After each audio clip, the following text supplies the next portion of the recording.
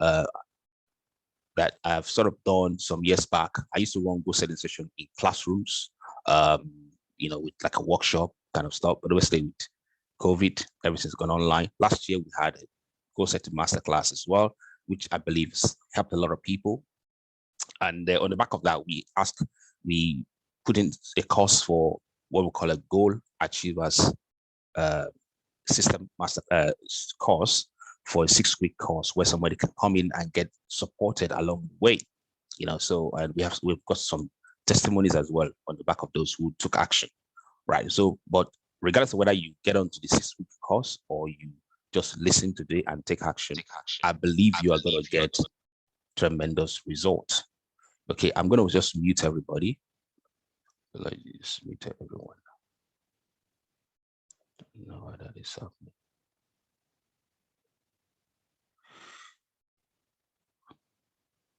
Okay, cool. All right, so let us go. Let's talk about this now. From time to time, I'll be asking your involvement. If I ask your involvement, please try and participate. And then if you have any question, please post them in the chat. From time to time, I will check the chat and answer the question so that we can all get clarity. So when we talk about a goal, there is a quote on the left-hand side of my screen that reads, "A goal without a plan is just a wish." A goal without a plan is just a wish, which means it is not enough to set goals. It is important to also act on your goals. 2022 just started some weeks back now, and we already know that there might be some goals that you set that you sort of start to put them on the back burner. Why? Because if you don't actively pursue your goal, it will just be a wish that you have made that nothing will happen about it. On the right side of my screen, you can see there's a quote there that says, "A dream written down with a date becomes a goal. A goal broken down becomes a plan. A plan backed by action then makes your dream a reality." So when you look at this text on the right, what comes to mind? You realize that before you can get to the reality state, you must start with a dream first. And that's the reason why we always say there's nothing wrong with dreaming. In order for you to achieve the best in life, you must first of all have a dream. You must have something that drives you, a dream that this is what I want to become. And as I'm going to be sharing with you today, you begin to see that this desire for to dream, to do things, is actually something that's hardwired into you by God himself. So a dream written down becomes a goal. So I wish I could sing. I wish I could sing is a wish in your heart. It's a dream in your heart. When you write it down, then it becomes a goal. Then what are you going to do next? You should begin to think of, what do I need to do to make that a reality? You put a plan in place, right? You write down a plan. Plan must have a date. I manage projects by profession, and we know that when we have a plan, and a plan that does not have a date, it's not a plan. If you say, "Oh, we're going to go live with that project," the first question that somebody's going to ask you is, on what date are you going to go live? So a plan must have a date. And then the action, that the things you are going to do to fulfill that plan. And then when you do that, that dream in your heart becomes a reality. And you know what the Bible says? The Bible says that the desire fulfilled is like the tree of life, which means when your dream comes to life, it's like you are living, you are back in the Garden of Eden, with the tree of life. Your life is beautiful and sweet. Okay, so in order for us as people to be able to achieve the dream in our heart, it's absolutely important to set goals, pursue our goals, and make it a reality. So I want to say something here on the next slide here. I said, you are a goal-seeking creature. You are a goal-seeking creature. There's a man called Dr. Moss. He wrote a book called Succes. That's the name of the book. And in the book, he wrote something about you are a goal-seeking creature. And why is that? It's because wired into your DNA is growth. Wired into your DNA is growth. In Genesis chapter 1:28, The Bible says God blessed them and God said to them, be fruitful, multiply, replenish the earth, subdue it, and have dominion over the fish of the sea and over the fowl of the air, over the every living thing that moves upon the earth. So from this sentence alone, we see that God himself wants you to be fruitful. And the original word for the word fruitful means to grow. So that is why we say that growth is wired into your DNA. The next thing there says multiply, that's to greatly increase, which means you are not just only growing, you are meant to grow more and more. And now if you look at this Genesis 1:28, it has something to do whether somebody is a believer or not a believer. This applies to everybody in the world. Why? Because the mandate of growth is wired into the DNA of every human being. So growing should be as natural to you as breathing. If you were to take a fish now and put the fish in water, the fish wouldn't be saying, oh, I don't know how to swim. Why? Because swimming is natural to the fish in the ocean. It is the same way with us. Growing should be natural to us. It should be natural to us the same way we are breathing. We should just grow naturally because that has been wired into our DNA. And that's the reason why unconsciously, you and I, we have a desire to grow. I don't think I've met anyone who wakes up one day and say, you know what, I don't really care about my life. I don't want to do anything about it. It doesn't matter. No. Unconsciously, there's a desire to grow. So that hunger in your heart, the desire to have, to be more, to do more, is actually the imperative of life. There's nothing wrong with it. So I want you to embrace that desire. The desire, oh, I want to do this, I want to do that, I want to do that. I want you to embrace it. Why? Because that is God's ways of trying to express himself. God can only express himself through humans on this earth. God can only express himself through humans. The nature, as you see, that trees and stuff, they are praising God, they are giving glory to God, but it's only through humans, that God expresses himself perfectly. You can look at a tree, you can take a drive down some beautiful landscape, and you feel a resonance with nature. That is nature essentially saying, we are here to support you. We are here to support you because everything in the universe is created to support you. Everything. There's not one thing in this world that has not been created with you in mind. Not one thing created without you in mind. So therefore, I want you to embrace that desire to grow, to become more. You are not greedy. It is not greed. It is not like you are trying to grab more than you should have. No, it is your birthright to grow. It is your birthright to become more than you are right now. It is. The moment you stop growing, as somebody says, the person dies. Okay, the moment you stop growing, you die. Okay, I'll take Q&A in a moment. Pili, give me 1 minute. Okay, so therefore, the desire to grow must manifest itself in your life through a compelling vision for your life and the goals that you set. In order to grow, that desire that is you I want to make you to grow manifests itself in two things: a vision for your life and the goals that you set. All right, Billy, you can ask a question now.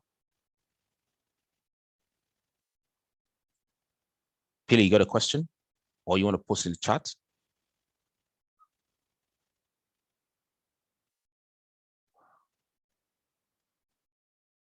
Is something okay? Can you all hear me? Somebody said you can't hear me. Can you all? Can you? Hello? I can hear you. I can hear you. Okay, Pili says it's cutting. I can hear you. Okay.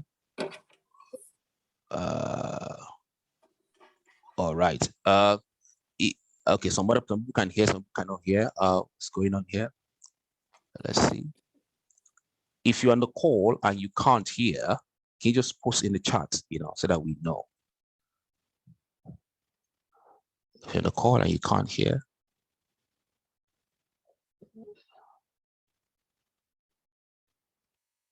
Okay, please say it's cutting in and out. Okay, you can hear it's cutting in and out. Okay, let's do one thing. I'm just going to try and change my position for a moment. I think Billy, everybody can, other people can hear. It seems like you can't hear me, but I'll change my position. Just give me a minute. All right. Okay, so I will. So when we last, just give me 1 minute, I will just continue talking, then, but I will change my position in a while, and then we can continue. Okay, so let's go back here. The desire to manifest itself in a compelling vision for your life, okay, and based on the goals that you set.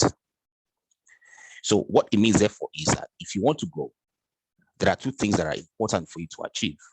First, you must have a vision for your life, and you must have a goal for your life. But what is a vision? A vision really is a mental picture of the results that you want to achieve. A picture so clear and so strong, it will help you to make that result real. I'll say that again. A vision is a mental picture of the results you want to achieve.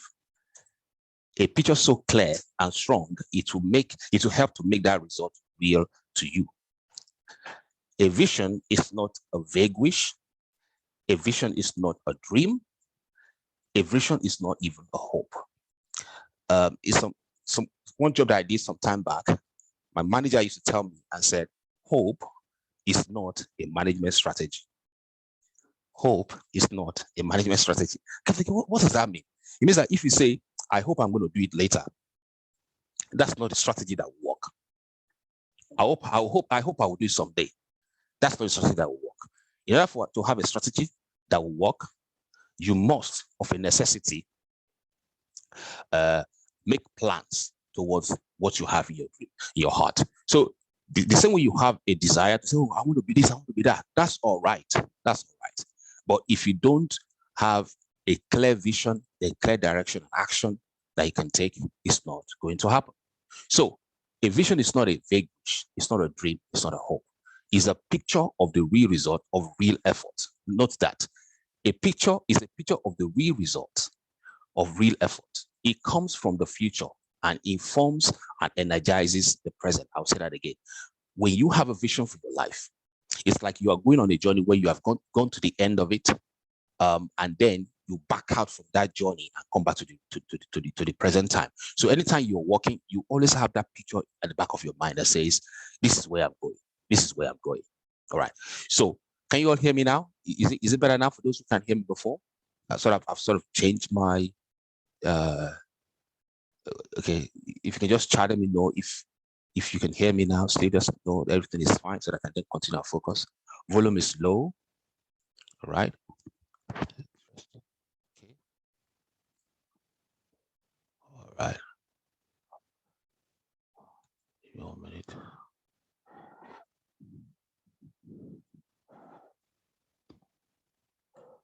Okay, I'm going to stop sharing. Apart from volume being low, anything else? I think we're all good. We should all be good. Yes. Yeah, the volume is perfect here. You see. Okay. All right. Cool. Is everybody okay apart from that? Can you hear me? I'm going to speak a bit louder. Can you hear me all right now? Yes, we can. And it's clear, right? It's clear. No ambiguity. Okay. Anybody else?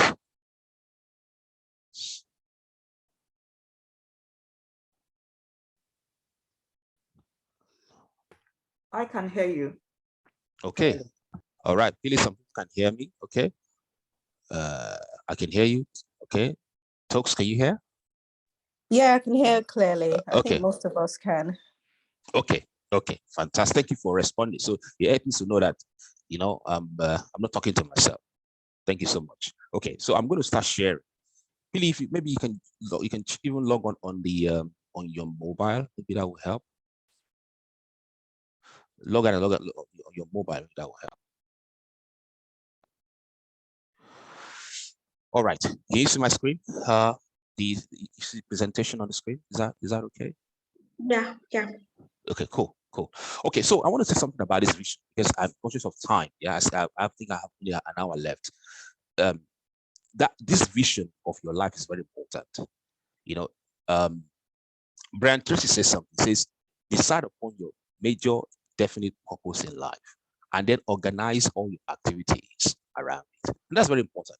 You know what I'm trying to say this morning is that there's a way in which you set goals, but before you set goals, you need to have a vision before you set the goal. You need to understand What am I here on earth to achieve or to do?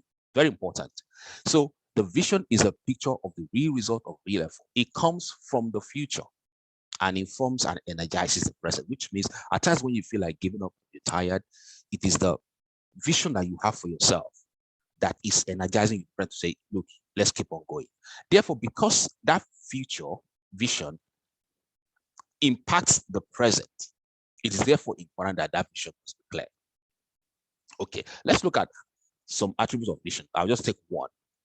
You see, if you have a vision that is blurry, you can see the picture on the right hand side, it's a bit blurry. It's blurry, you can't see properly. And there's something, there's one day, many years ago, I had a dream, and in dream there, I was driving a car and somebody was covering my eyes. You know, it was all, the windshield was a bit blurry, I couldn't see. And I heard a voice that says, you cannot drive forward with a blurred vision. You cannot drive forward with a blurred vision. If you do, a crash is imminent, which may God expect you to have a vision for your life. What do you want to do? And even if you don't have the vision is not clear to you right now, you know, one way in which you can determine your vision, which I'm going to show you, I'm going to show you an example in a moment, you know, it's called the joy litmus test. The joy litmus test is something that gives you joy. That's an example of where the vision is coming from. So your vision must not be blurry, because if you're driving forward a blurry vision, you know, you're going to crash. The other thing that you should not do is you should not drive, you should not have a vision that is tied to regret. What does that mean?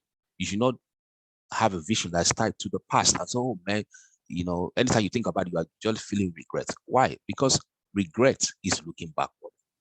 So when we say we should drive forward in this text that is on the screen, we're saying we are growing. You want to move from where you are to where you need to be. You have a picture of the future, you want to get there. Okay. And this is exactly what happened to Abraham. You know, in Genesis chapter 13, verse 14 to 15, the Bible says the Lord said to Abraham after Lot had left him, now lift up your eyes. Now lift up your eyes and look. That's what God told him. From the place where you are standing, northward, southward, eastward, and westward, for all the land which you see. I embolden some text so that you can put it in context. For all the land which you see, I will give to you. Now, if you look at this text, what is saying? First of all, there's an action in your part. Lift up your eye. Remember, if you look in this text that we have here, Genesis 13, the vision that God had for Abraham was already set in the mind of God, which means the vision for your life too is set before you showed up here. You are not begging God to say, God, give me a vision. No, that vision is already set before you showed up here. But there's an action on your part that says, lift up your eyes now and look. What you see, I will give to you. So, which means when he said lift up your eyes now, it's not just talking about physical eyes, it's talking about the eyes of the heart. What is the picture that is forming your heart? God says, I will give it to you. Okay, so you have to have a vision that is not blurred. Number two, you have to have a vision that is not tied to a sense of regret. Look at this picture on the screen here. You see this lady here. She's driving in a car, but she's constantly looking in the rearview mirror.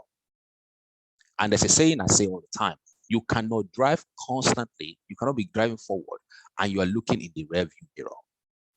You cannot. If you're constantly looking in the rearview mirror, you are not looking forward where you're meant to be. And if you're not looking forward, what's going to happen? You're going to crash. If I had an analogy that was shared with me by God one time, it was like God said to me, you know, this Usain Bolt guy who's running. Usain Bolt is running. He was once upon a time the world's fastest man, right? He used to run like that. And God said to me, you know, Usain Bolt, the way he's running, assuming he's constantly looking at to the people sitting on the sides, people that even cheering him on, just looking at them. He's not facing forward in his 100-meter race. He would not be number one. And what does that mean? It means that your vision should not be tied to a sense of regret, or your vision should also not be tied to validation from people. I'll say that again. You don't need people to validate your vision, because the vision is given to you first by God. And the desire you have will be different from mine. So if you want to move from here to a place called there, you need to have a vision. Where am I going? So the vision is the why behind everything that you do. You should have what we call a personal vision statement. that you then pursue with passion and enthusiasm, which means when you wake up in the morning and you sleep at night, it is this personal vision state that is driving you. So when you are setting goals on a yearly basis, your goals are offshoots of this vision statement. Your goals are offshoots of this vision statement. So the question is, do you have a life's vision statement? You have a personal vision statement for your life? That's a big question. That's a big question. I'm going to show you an example on how to write one, okay? And then we'll give you a couple of minutes to try and figure something out, okay? Let's look at this story. This Alice in Wonderland was a, I think it's a book by Lewis Carroll, right? And it's actually a satire in vision. In Alice in Wonderland, what happened really is that Alice follows the white rabbit down the hole and eventually ends up at the crossroad where she meets the Cheshire Cat. Not sure which way she go. She has this thing cart. Will you tell me, please, which way I have to go from here?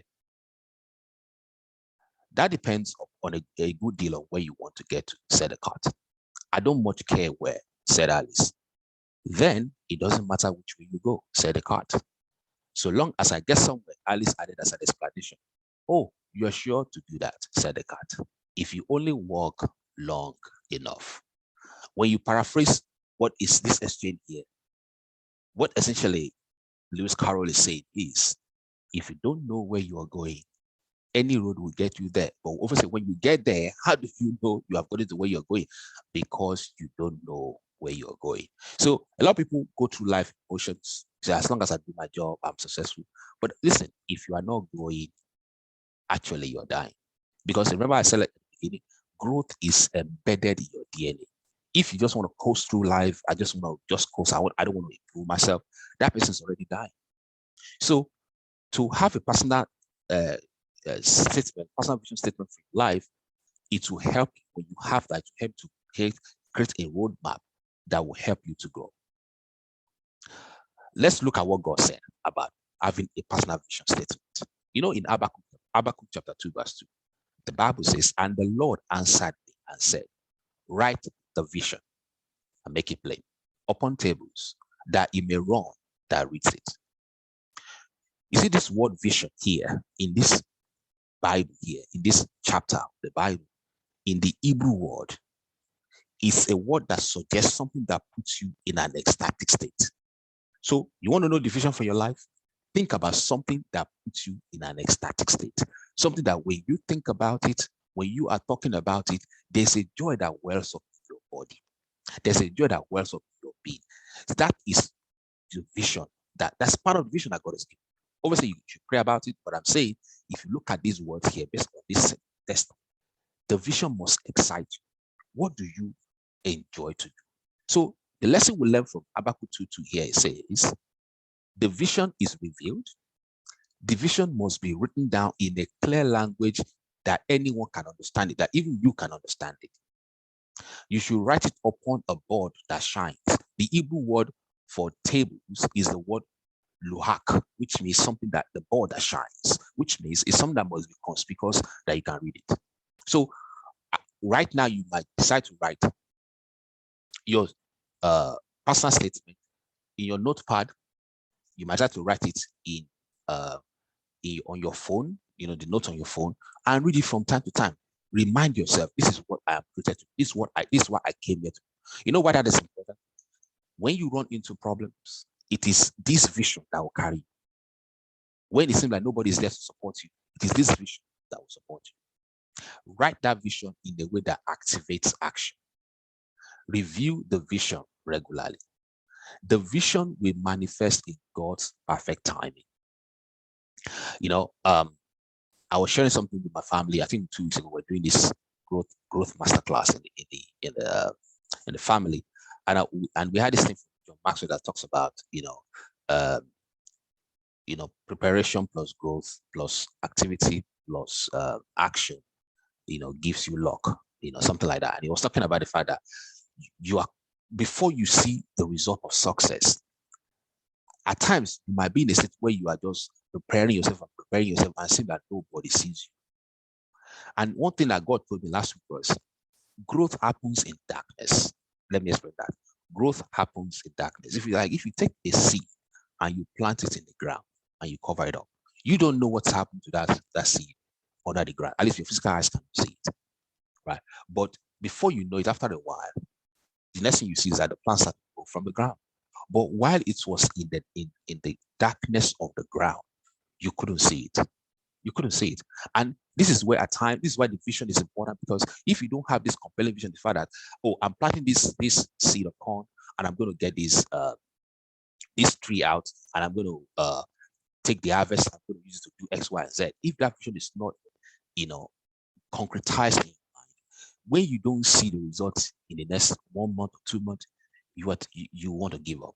But God wants you to have a vision that is so strong, that motivates you all the time, so that when you face challenges, because we will face challenges in this life, that's no gainsaying that vision will compel you to keep people forward. So the vision will manifest in God's time. The vision must be lived by faith. We need to live by faith. That vision will help you to overcome obstacles. So, is in conclusion here, a vision statement for your life is an action-oriented positive statement that embodies what your vision is to you. It must be written in a way that describes the result of your vision when it actualizes and when it materializes, and it must excite you. Let me give you an example here. So this is called the joy litmus test. So we're going to do this in 1 minute.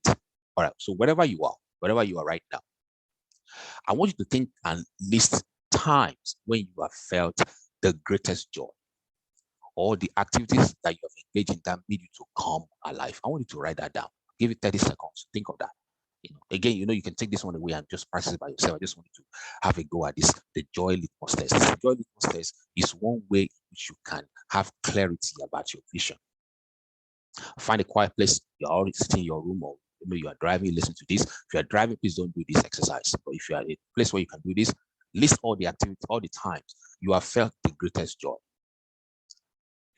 or the activities that you have engaged in that has made you to come alive. Now, record what you were doing in each of the cases. What were you doing? Were you serving someone? Were you helping someone? Were you talking? Were you cooking? Now, check if there's a common denominator in each of these cases. Check if there's a common denominator in each of these cases.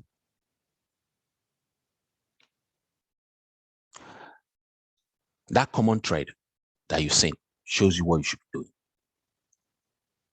That is called the joy litmus test. I'll tell you my story, and I'll give you 1 minute to give me, so anybody wants to share, you just got 30 seconds to share quickly if you want to share. But I only take one person because of time. Many years ago, I was asked to go and minister in the prison. I think somewhere in Milton Keynes. I went to minister in the prison there.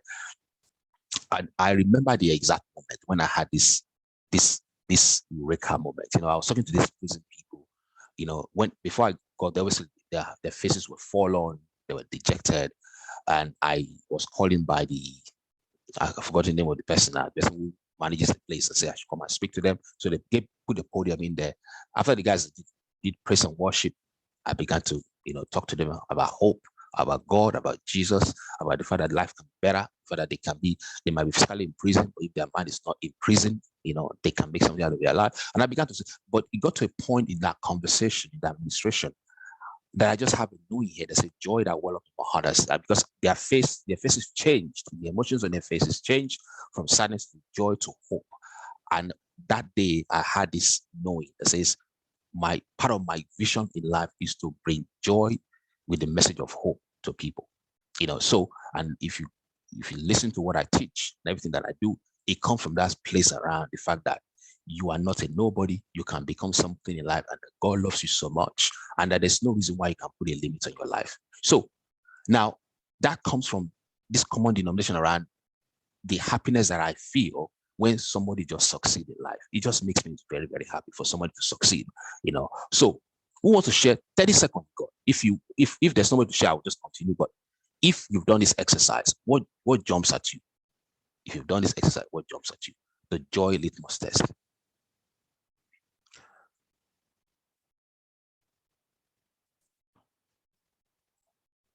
The joy litmus test. Anybody? Anybody? Okay, let's move on. So before you set a goal, check if you can dream. What does that mean? You get a vision for your life. Define your ideal life around that vision, which is what we give an example here using the joy litmus test. The Bible says in Proverbs 29:18, where there's vision, people cast off restraint or perish. You know what that means? That means if you don't have a compelling vision that drives your life, you will do anything. You will not take, you won't have any issue doing anything because who cares? And that's why I tell people, if you know you are going somewhere great in this life, don't cut corners. Don't cut corners. Don't say, I'm just going to do it just where everybody's doing. Don't do that. Because trust me, a person who has a great future, who knows that he or she is going somewhere great in this life, does not cut corners.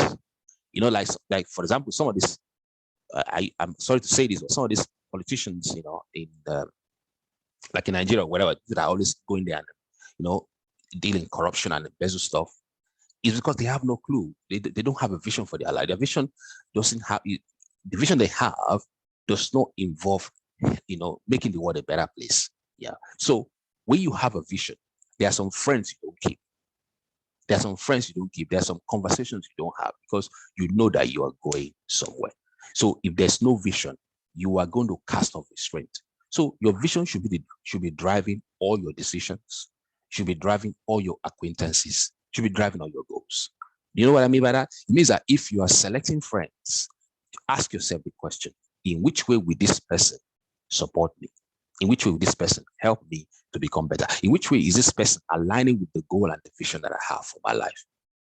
So that is all about vision. Now let's move back to goals, because remember I told you before that in Genesis 1:20, when God says, be fruitful to grow, you have to have a vision and then you have to have a goal, right? So there's an exercise here that I will not ask you to do here, but I'm just going to quickly talk about it. When you will start thinking about taking it to the next level, learn to be a dreamer. What do I mean by that? Learn to use your imagination. Many years ago, on the right-hand side, you see me speaking there. I was speaking at with a bunch of young people in Nigeria. They had this brand called Enkindu, and they asked me to come and speak. And I said something there. I said, you cannot feature in a future that you have not pictured. You cannot feature in a future that you have not pictured, which means if you want something great to happen to you in life, start to dream about it. Start to dream about it. Start to think about it. My wife told me a story, after we got married, about when she was, I think it was 8 years old or 12 years old, how she used to dress up. From time to time, she would dress and look good and put on maybe like a backpack, stand in front of the mirror, and she said, I'm going abroad, right? As little as when she was 8 years, when she was saying this, there was no indication or inkling that she was going to travel out of the country. But fast forward many years, that dream became a reality. I'm saying to you today, whatever you have dreamed in your heart, whatever you hold in your heart will come to pass. It might take time, but there's a way in which you can accelerate the manifestation of that dream, which is what we will try and help to show you how to do that. You can dream again. So how do you know you can dream again? Use your imagination. Imagination really is forming a mental image of something that is not present here, but it is what your mind does to let you know that it will come alive. So how do you do imagination? How do you dream? Find a quiet place.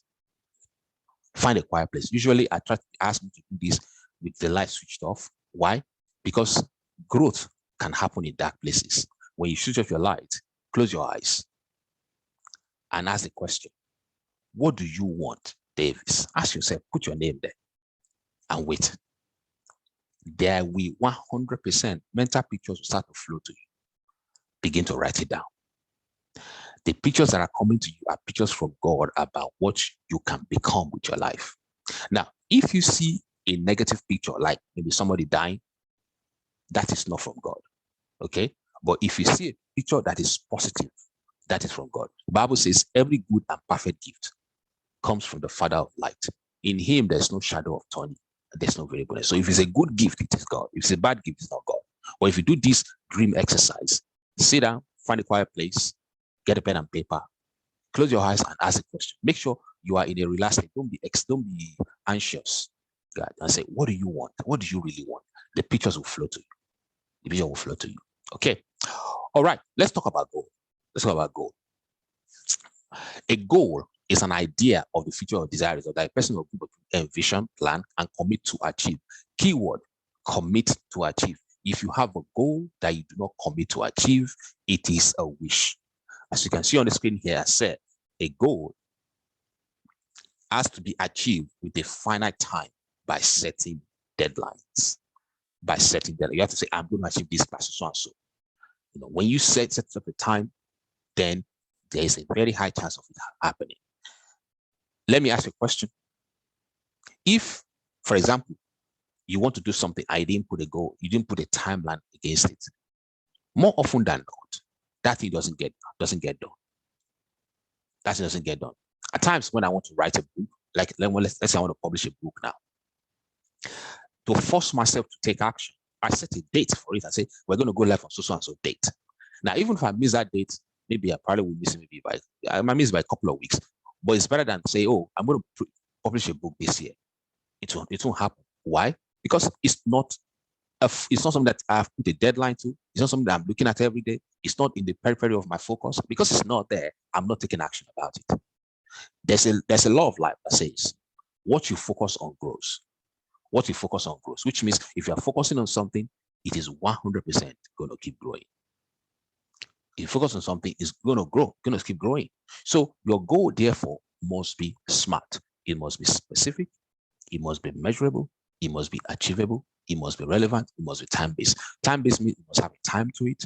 Relevant means it is yours. It is relevant to what your vision statement. It must be relevant to what your overarching vision is. Achievable, you can achieve it. Measurable, you can see. When you've achieved it, I can measure, oh, I've achieved this, and it must be specific. So on the screen here, we have an example. I've got two examples here. One example is about somebody who wants to make X amount of money, or who desires to have money. Second example is somebody who wants to become an author one day to write a book. Let's look at what the first one says. First one says, I want to save a lot of money. That is a wish. Why? Because what does a lot of money mean? When you say I want to make a lot of money, your mind does not know what is a lot of money. A lot of money to you might be 10,000 pounds. A lot of money to somebody else might be £1 million. A lot of money to somebody else might be 10 billion. So for example, Elon Musk. A lot of money to Elon Musk would be to have multi-billion dollars. A lot of money to somebody who is just barely surviving. It may just be, look, if I can even make 5,000 a month, or 1,000 a month, or even 100,000 in some other currency a month, it will be okay for me. You see what I mean now? So I want to save a lot of money if you keep saying that, oh, what do you want to do to achieve this year? I just want to save a lot of money. That doesn't make any sense at all. It's that statement would not make it to come to pass, because you are not sending clear message to your mind. And your mind, because your mind is not receiving that clear message, your mind cannot take action to help you to make it happen. But if you say, I will have 10,000 pounds in my savings account by 31st of December, 2021, then you are being specific about how much money you want to save and by when you want to save it. And this one fulfills the SMART criteria. The person who wants to write a book, I would love to write a book one day. I love to write a book. It's like one of my staff, she told me last week, said, oh, I want to launch my book by so and so in March. And I said, yeah, that's it. Because now she set a timeline to it. She was helping me preparing a new book that's coming out. And she will say, oh, I read this in your book. That sort of encouraged me to say, I have to set a timeline for this goal. And I said, that's the way it works. So instead of saying, I would love to write a book one day, say, I will be a published author by July 30th, 2021. In fact, you might even do a different way. You might even say, I will be a celebrated published author of, call the name of the book by so and so date. Now, that is a goal. That's a goal because you have the name of the book. You have the date when you want to do it by. Okay. Now, before I go on, remember I said, if you go back up to the top of this screen, remember I said, a goal is an idea of the future or desired result. Okay. That you envision, that you plan for, that you commit to achieve. Keyword, commit to achieve. So you see here, we have envisioned the goal, but we need to plan, and then we need to commit to achieve. At times, we set goals in the beginning of the year. Happy New Year, yeah, Happy New Year, yeah. 5 goals, 6 goals, 7 goals. There's no plan to support it. We don't commit to achieve it.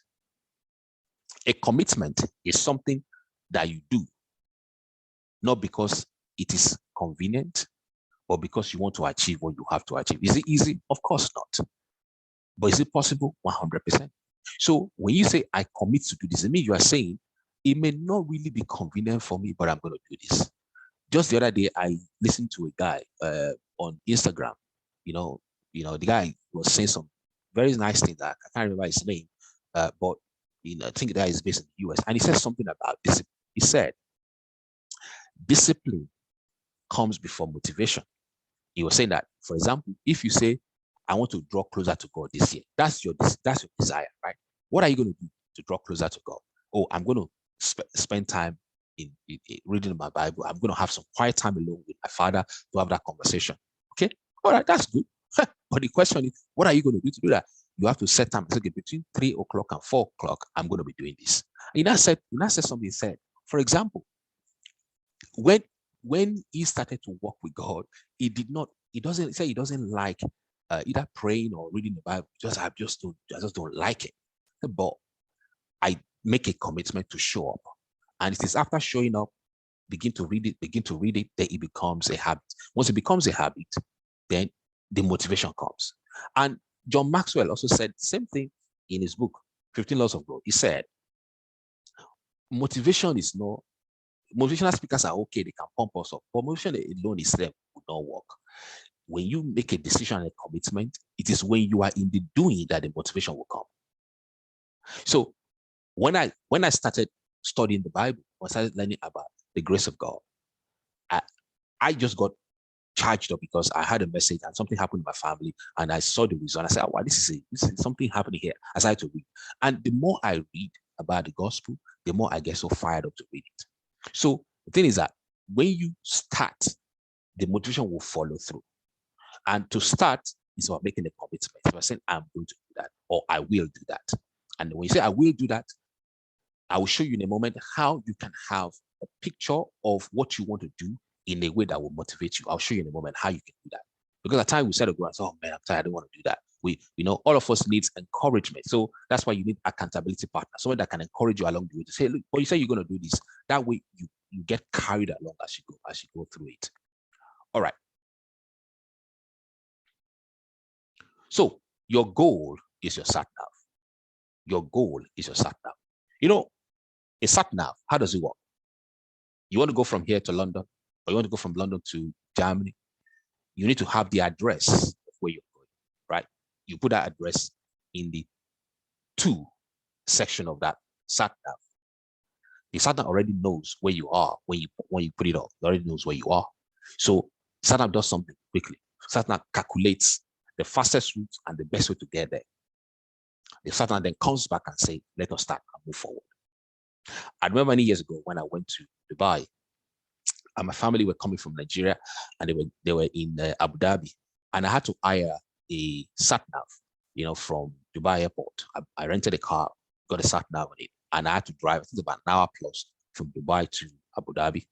I remember that when they gave me this sat nav, I didn't understand it, because it was just all over the place. I didn't understand it, but I know that there's no way for me to get to Abu Dhabi without a sat nav because I don't know the terrain. I will get lost along the way. So I had to ask the person who was renting me the car, said, can you show me how this thing works?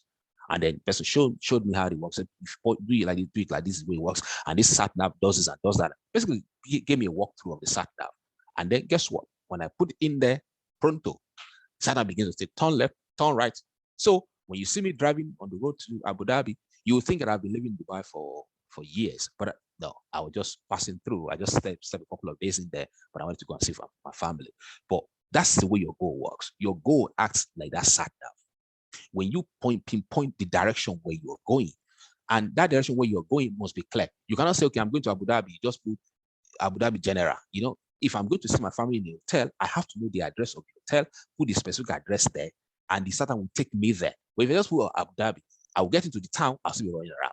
So your goal must be so clear that that when you get to the end of your goal, you will know you've gotten to the end of your goal. So don't write goals that's ambiguous, like you know, I want to make a lot of money, or I want to publish, I want to write a book.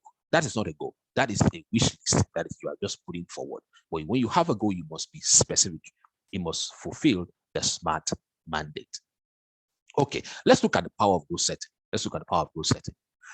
There was a research that I read in the book of Jack Canfield, Success Principle. It says that there was a research done by Dr. Gail Matthews. He's a psychology professor at the Dominican University. She conducted a research on the importance of goal setting, and she got 267 people to come together.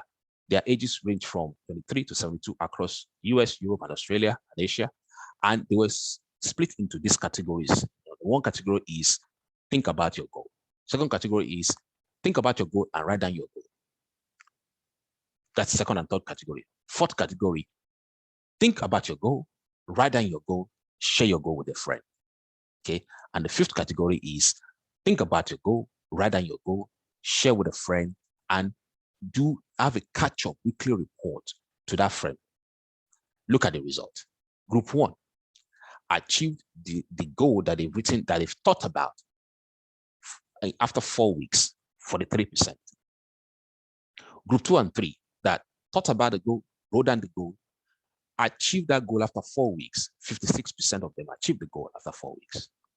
The ones that thought about it, write it down, share with a friend, achieved that goal by 64%. The group 5, which is they do a catch-up on a regular basis, achieved 76%, which means the person who thought about it, wrote the goal down and shared with a friend and had the weekly report catch-up, achieved more than the person who was in group 1 by a whooping 33%. 33%. 33%. You know, and I've seen in my own life that when I write down goals and I think about goals and I write them down, you know, I generally achieve a lot of the goals. But these days I've now been saying, okay, let's begin to do more collaboration when you share the goal with somebody and actually you report on it. And this reporting on it is something that a lot of people really don't like doing. Like there was a time I set up this Success Club and I told people in the Success Club and I said, listen, we read a book a month, we come together, let's have accountability set up where you check up on somebody that said, the stuff you say you're going to do today, how far have you done it? Almost everybody in the room balked at the idea. They didn't want to do that. But I later found that as I grow in this business, that people find it comfortable to share with people that they have what I call an investment pot together. What do I mean by that? If you and somebody, you are going in the same direction, you have something in common. This person, you know that they genuinely care about your growth, they genuinely care about your success. It is easier for you to share with such a person. But if you share your dream with somebody that will whittle it down, that will say, who do you think you are? Do you think you can do that? You don't want to share that. So a lot of us are afraid to share our goal or our vision with some people, because we're afraid somebody's going to shut it down and say, who do you think you are? Why are you thinking like that? You know, and like I used to tell my children, dreaming that we used to dream as a child, please don't lose it. You know, when we're younger, we want to do all of this stuff, random stuff. As you grow older, they tell us, come into the real world. I tell you the truth. The real world is your dream world that is backed by action. Whatever you can dream that you can follow through, you can achieve. Whatever you can dream that you can follow through, you can achieve. You know, when I wrote my first book, Fasting Negativity, and I said, oh, I want this to become a best-selling book. And on the eve of the time that the book was going to be launched, I had this terrifying thought. I was, oh man, who even knows about, who knows you, Davis? Why are you even aspiring to have this best-selling author? What is it? You know, who knows you? And I remember I was in my sister's house. My family were in Nigeria then, and I was saying that then my friend called me and said, listen, God asked me to tell you that dream in your heart, I place it there. Don't give up on your dream. That was just a word in season. And by the time the book came out, you know, it was best-selling book in different categories. But at the point when I was almost giving up, God sent somebody to me to just encourage me. So I'm saying to you, getting an accountability partner is a game changer for your goal. Don't just set goals this year and declare it and don't have somebody that you can say, what am I doing here? Let's work together. So, when you have somebody to share your dream with you, it can fast track and turbocharge the achievement of your goal. All right. Now, what I want you to do, I have 33 minutes left. What I want you to do is look at this. I want you to do an exercise. This exercise, you have to do it. Okay, you have to do this exercise.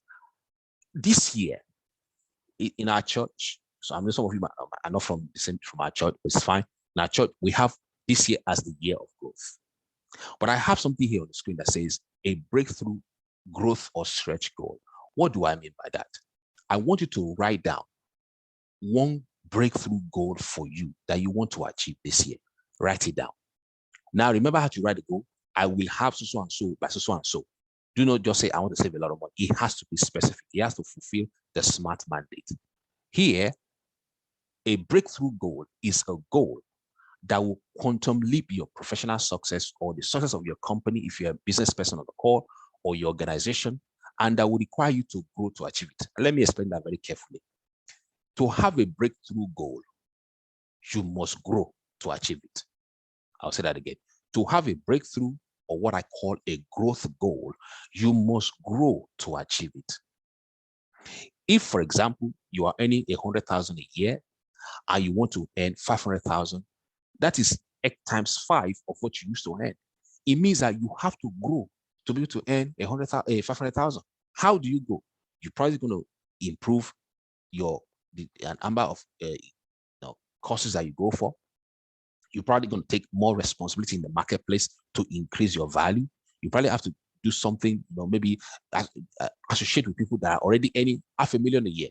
You don't want to, if you want to earn $500,000 and the bulk of your people that are depositing into your life are making 50,000 a year, it's not going to happen. Why? Because there's a power in association. Find people that are already operating in where you want to go to and begin to associate with them. You can go to their meetings. You can get one of them to mentor you. That is the way to do it. So that is a growth goal. A growth goal for students that might be on the call might be, let's say you're a C student at the moment. You want to be an A student. What do? You find students already in the A category and say, this kind of people that I want to roll with. You change the way you study. You prioritize your study. You say, okay, how does an A student behave? Okay, an A student will read ahead of time. An A student will do the assignment of time. An A student will, participate in class setting. An A student will, be on time in class. An A student will have a vision of that A student, being a student, put completely all the time blazing, in their mind. So that is a growth goal. So right now, I'm going to give you 1 minute to write down your growth goal. I'm going to give you 1 minute to write your growth goal. Please remember, the growth goal must be, I will have so and so by so and so, or I will do this by so and so. Remember, it has to be specific. All right. So you got a minute. I'm going to mute, give you a minute to write that down in your book.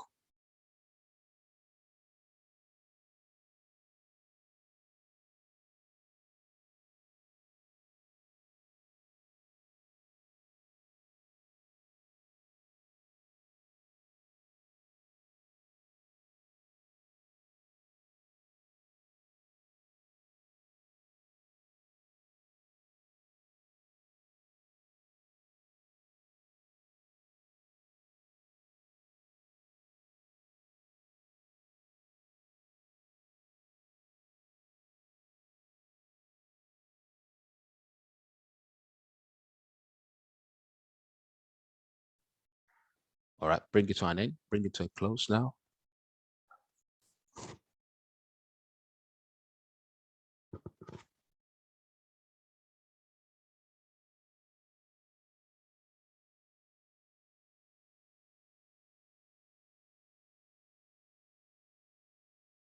Okay. All right. Let's bring it to a close. Can I continue? Just send me a chat in there if you want to continue. I have 28 minutes left. You can just chat. Were you able to do that? You can chat in here if you want, or let me know.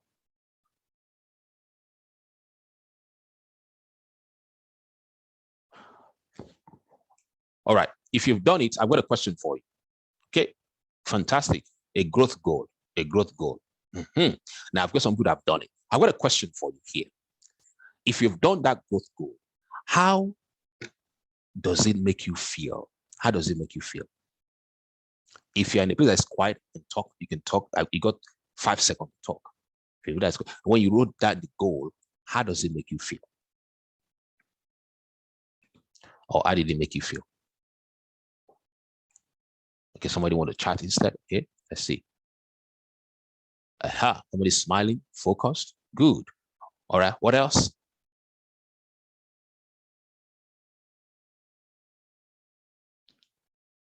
Okay, excited. I love that.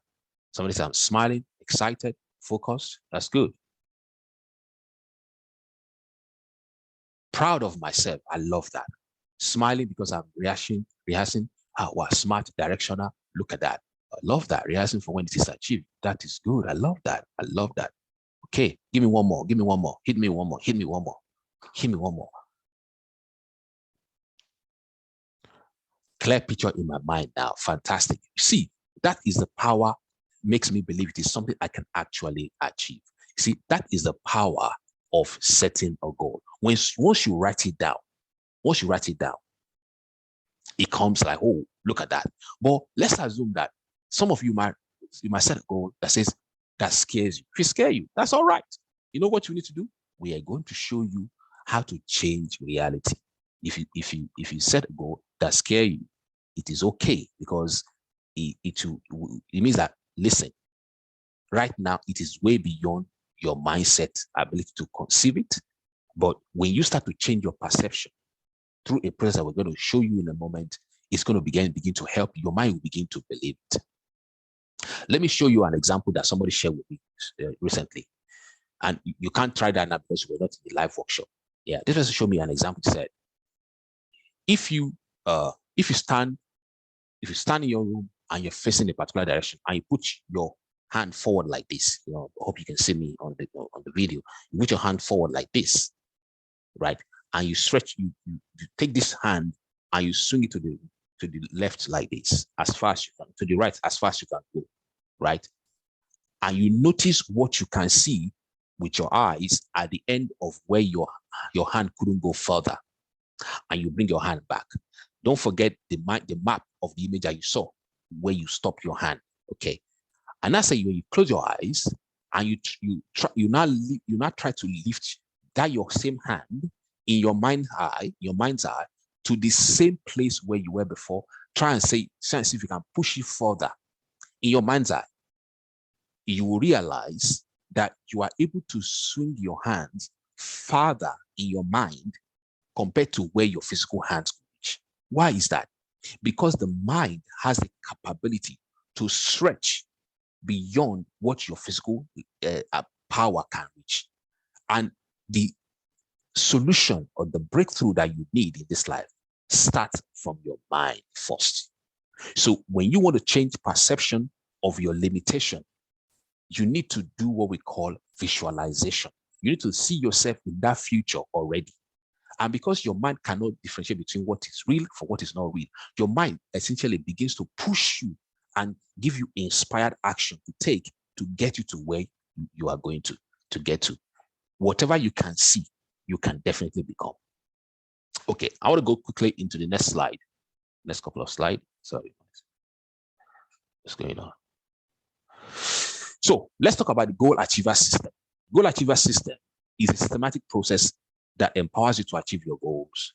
A system, if carefully followed, guarantees reasonable success for the adherents. Now, I use the word reasonable because your result might be different from mine. Now, by profession, I manage projects, manage project and program. So I developed this thing called the goal achiever system. Essentially, it's based on project life cycle.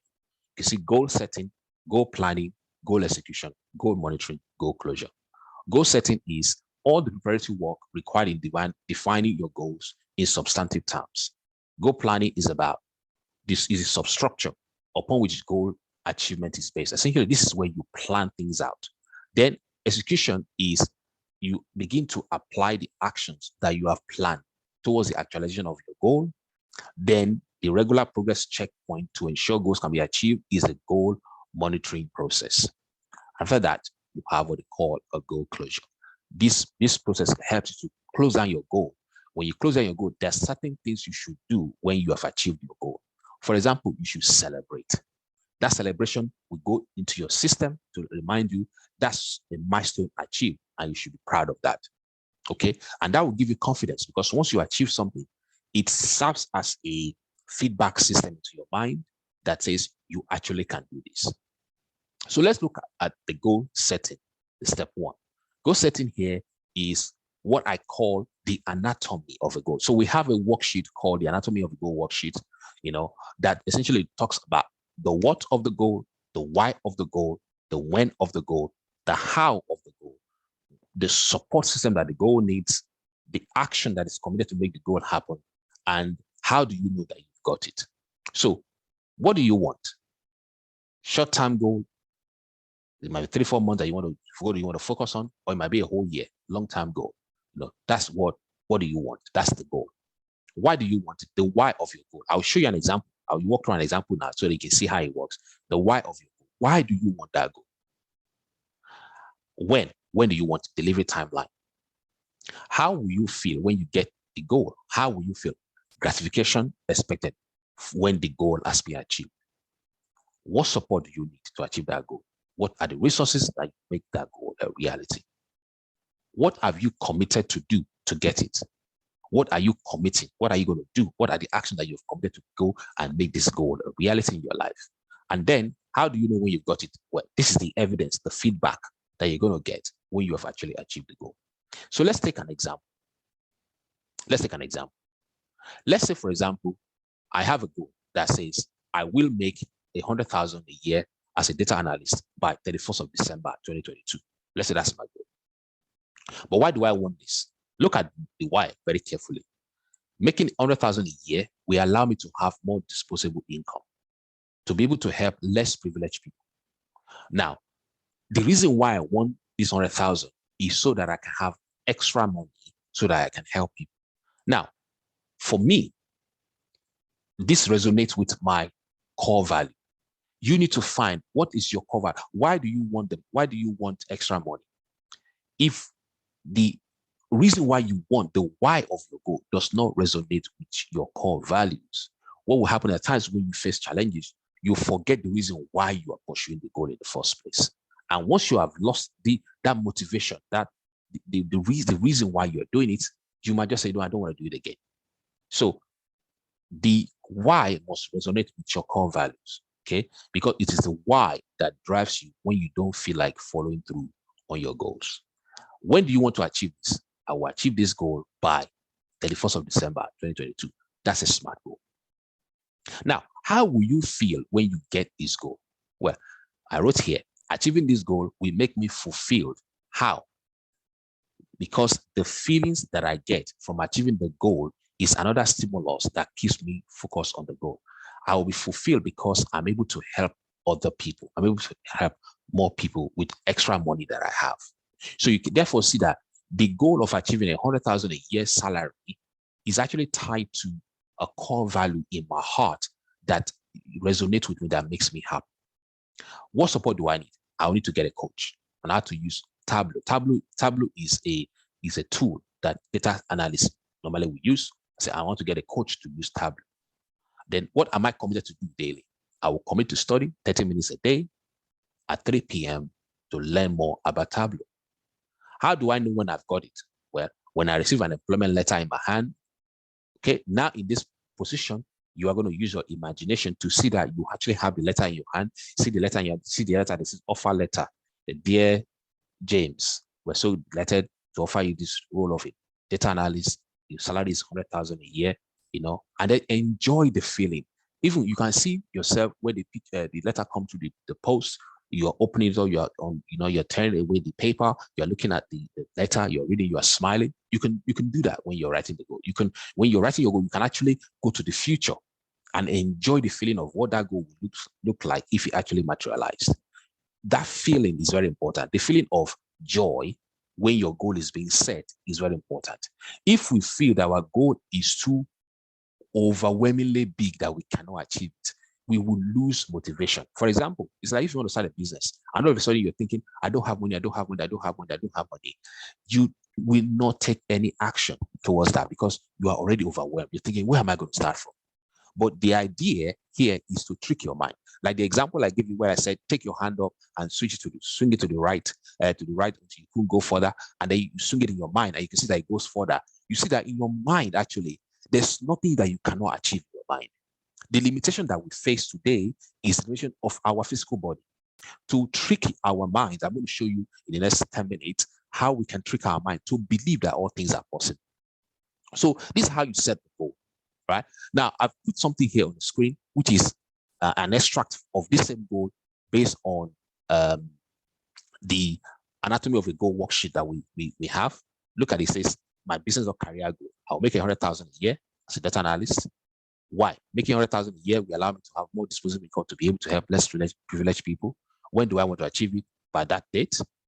Now, how does it make me feel? Well, I'm so happy and fulfilled that I could feed 100 people with my spare cash. Now, let's assume this person, when the person has extra money, they have an orphanage that they have committed to help. And they know that if they send me £1,000 every month, it will help feed 100 people in that orphanage. It means that when they are thinking about making this 100,000 a year, it is the joy of being able to feed those 100 people that will come to their mind. So anytime they feel like, oh, man, I don't want to do Tableau today, man, I'm just tired of studying, they will remember, man, but Davis, you made the commitment to feed 100 people with the spare money you make. If you don't make this money, you can't feed these children. So that would then be a motivation that will spur you on. All right. Support. I will need a coach. Commitment. I'll commit 30 minutes every day, to learn Tableau. Evidence when I receive my employment letter in my hand.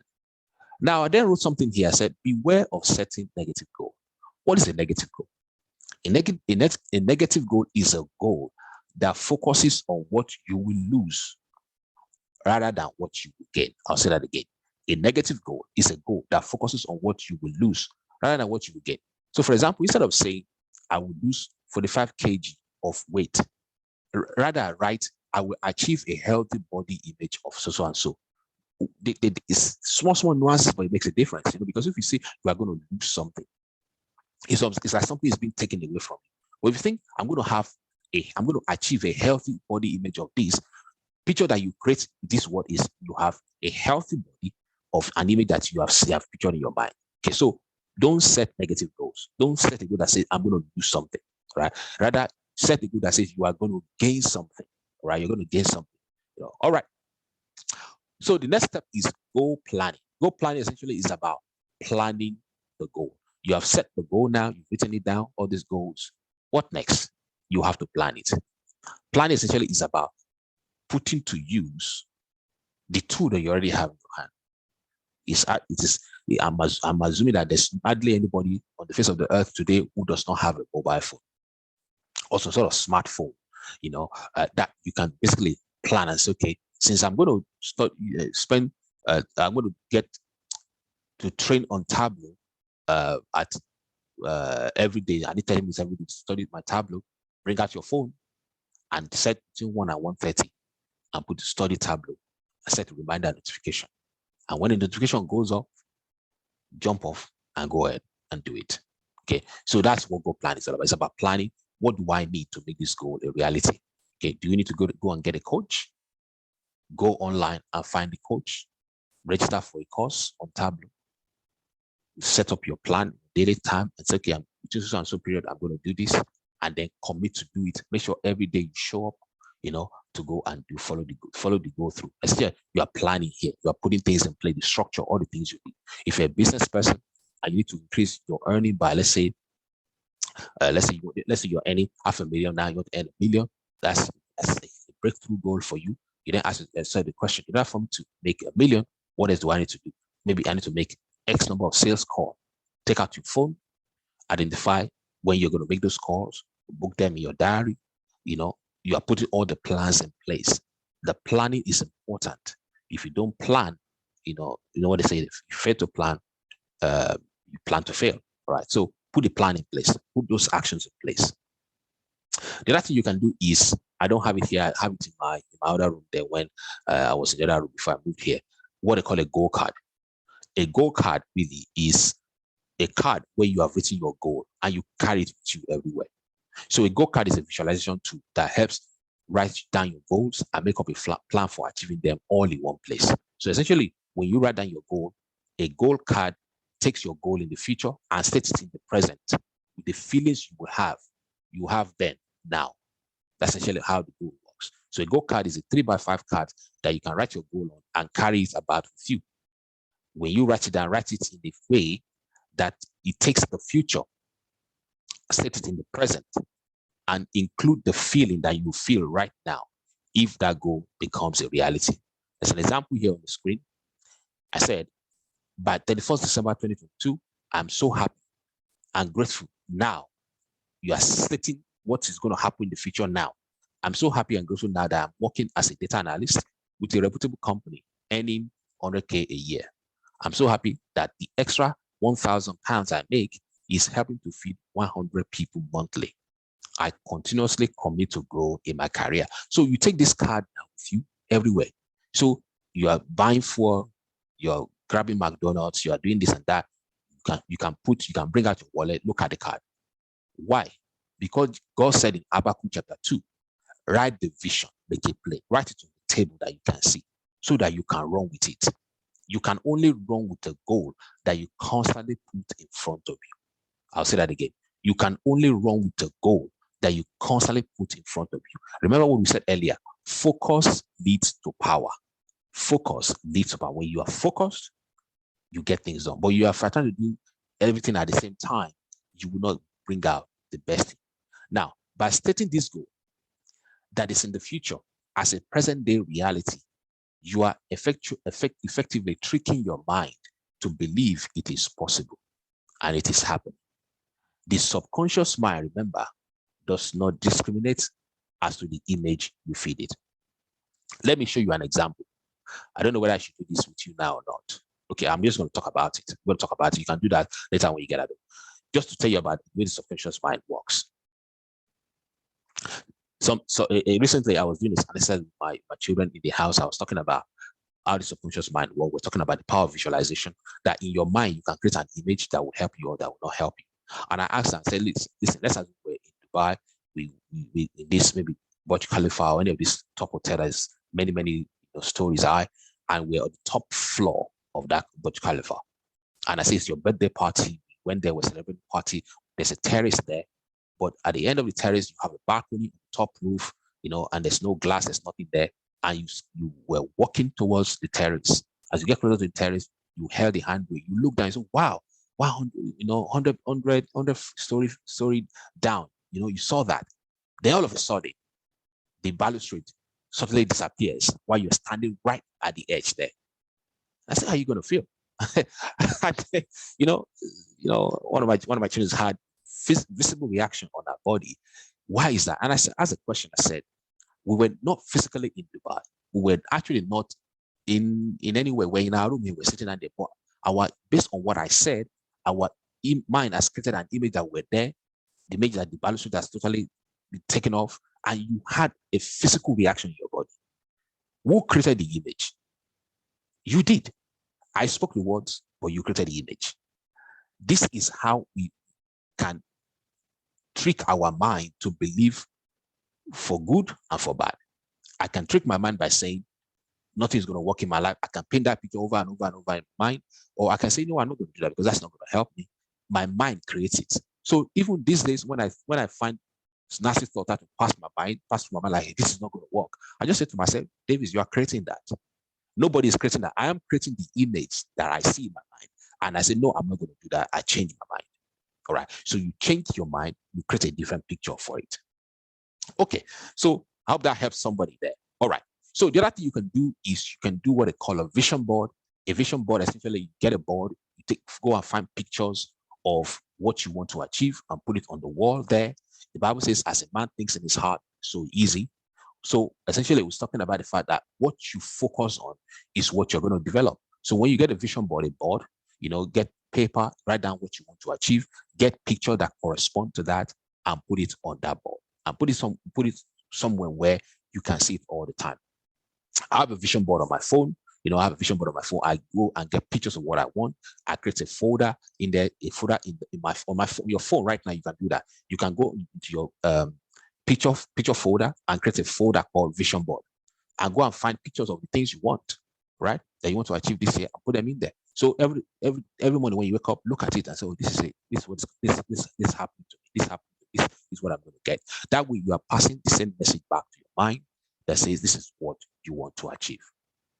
So the third step of the GAS system is execution.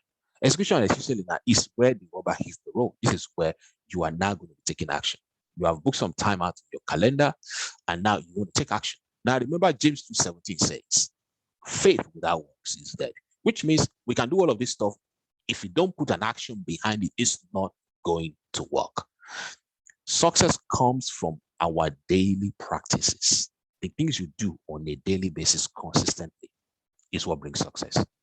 Again, I was sharing some of the material. I was saying, these guys that plays golf, Tiger Woods, and I think I shared it in church as well. Son said a professional golfer, actually practices 4 to 6 hours every single day, which means whether it is raining, it's not raining, this guy showed up on the golf course, and they're hitting, they're swinging their golf.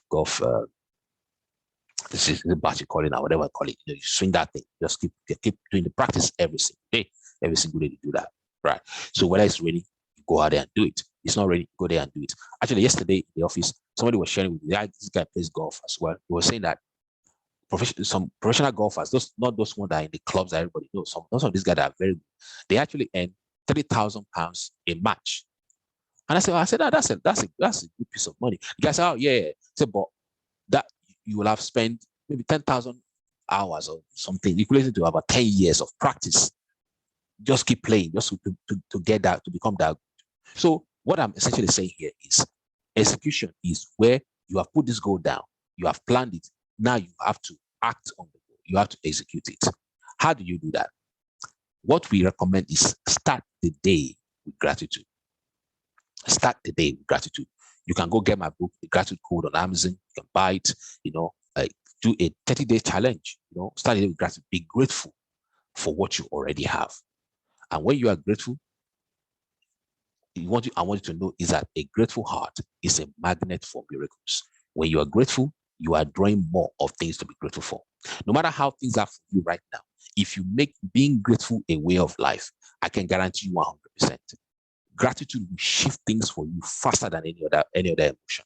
In fact, the other day when I was doing a study in the book of Proverbs, God showed me something there about the fundamental emotions of creation is harmony and gratitude. When Jesus Christ was there with God, when they were creating the world, there's an emotion that Jesus Christ was displaying when the world was being created. He was saying, "I was delighted, I was happy." So this being grateful is an emotion that underpins this universe. So you want everything to work for you in life? Just be a grateful person. Be grateful for little things you have. Be grateful for great things you have. So start in executing your goal. Start with gratitude. All right. Then view your goal every day. This is what I'm going to be doing. This is what I believe God for. And then do your affirmation. What are affirmations? Affirmations are what's spoken out of your mouth that paints the future as if it has already happened. If I go back to the slide before, I said, "I am so happy and grateful now that I'm working as a data analyst." That's an affirmation because it's assuming that it's already happening to me. So when you use "I am this, I am that," for example, "I am debt free, paying off the 10,000 car loan that I have," that is an affirmation. That "I am" is saying, "I am already this." Now, when you are saying "I'm already this," remember, you must put your mind's eye to the picture of that future. How will you feel when you don't owe anybody any money? You have a sigh of relief. You are happy. Then you say, "I am so happy and delighted that I'm debt free. I'm so happy and delighted that I'm debt free. I'm no longer owe £10,000 or whatever." But paint that picture in your mind of the fact that you already have that. Okay, and then every day celebrate your progress. Celebrate your progress. If you have achieved something, be thankful for it. Don't constantly pull yourself down. Say, "I'm not worthy. I don't do what have I even done." Don't denigrate your own self. Because when you do that, you are rewiring your mind for failure. Every single time we talk down on ourselves, we are rewiring ourselves for failure. Okay, then the third step again is, the fourth step is we are monitoring. This should be step 4. We are monitoring progress. How do you do this? Get an accountability partner that will say, what have you done? What have you done this week? What are you going to do next week? How is it going? Are you on track? This person will help you to become accountable to what you said you are going to do. So I've got 3 more minutes. Where do you go from here? Where do you go from here? You know that God desires a great life, but you need to take responsibility. You need to plan your life and design it based on the picture on the inside. Remember, if you don't take action, nothing changes. If you don't change the picture on the inside, nothing will change. Who has the responsibility to take action? You. Who can change the picture? You. Who can dream again? You. All right. So you need to take time to dream the dream of what you want to become. You need to allow your imagination to become a reality. Use your imagination in a way that will help you. Then write it down. Write down the goals. I will this, I will this, I will that, I will that. Not I would. Make sure that those goals are smart goals that have a deadline. Set goals that motivate you to take action, because your mind does not know the difference. I've given an example of, staying on that top floor in that hotel in Dubai. It's essentially the same thing. If you are there right now in your mind does not know the difference between when you are there and when you are here. Especially, I will caveat, especially when you feel the emotion. That's very important. When you feel the emotion, you will feel when that goal becomes a reality. Your mind does not know the difference between whether it's that you are thinking it or whether it's actually happening. The feeling about your goal is important. If you feel you don't deserve it, your mind will sabotage it. Help your mind to accept the picture of greatness by visualizing, either using the goal card or the vision board, or essentially just practicing visualization based on what I've just explained to you. Get an accountability partner or a coach. Okay. You also should try and do your daily affirmations. Affirm the good that you want in this life. As you go along, review your goal. Okay. Now, I want to say something here about enjoying the process. Don't get so hung up about how to achieve my goal, to achieve my goal. You are not even enjoying it. I heard something by Andrew Womack that says he called these guys that went to the moon. I think it was part of the people that went to the moon, and they called them and said, "Come and tell us what happened." And the guy said, when they were going to the moon, everybody thought they had a straight course. He said, no, but along the way, they kept doing what? Course correction. When the rocket moves a bit off, they course correct it. That is also the way that it might be for you.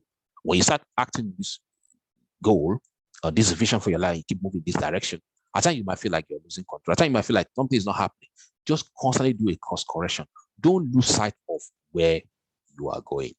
All right, lose sight of where you are going. Okay, now I've got something on the screen here. Okay, if anybody wants to, if you want me to help you, we got a goal as achievers system. It's a 6-week coaching program. It's going to start sometime in February this year. We're going to help you set your goal, supporting your goal. You have a weekly call, a tracking weekly call and workshop where you walk you through your goals. We'll support you. And then I have a book that I'm going to share with you, is called Best Year Ever. It's a book I just redid the book this January. You can get that as a bonus. There's a 30-day book, my gratitude code book. You can also get that for free. And then I have this fasting from negativity. I did an audio coaching program there for £99. Selling for £99. You're going to get all of that as bonus if you join. Okay. So the investment for that for you today, if you want to join, is $299.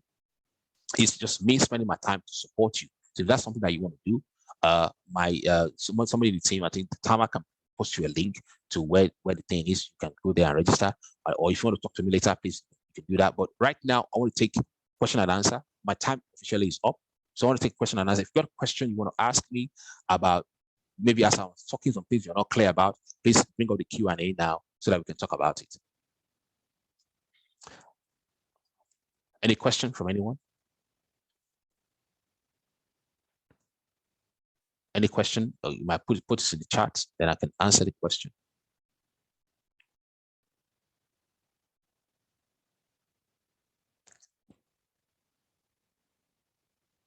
Okay, that's fine.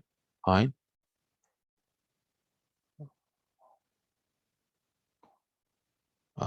Teacher goes. What's it? Okay, cool. All right. Let me see any other question. All right. Okay. All right. So, is any question from anyone? Okay, any commentary from anyone? Anything that you'd like to say? Maybe something that has impacted you much on this session, and then we can wrap up the meeting.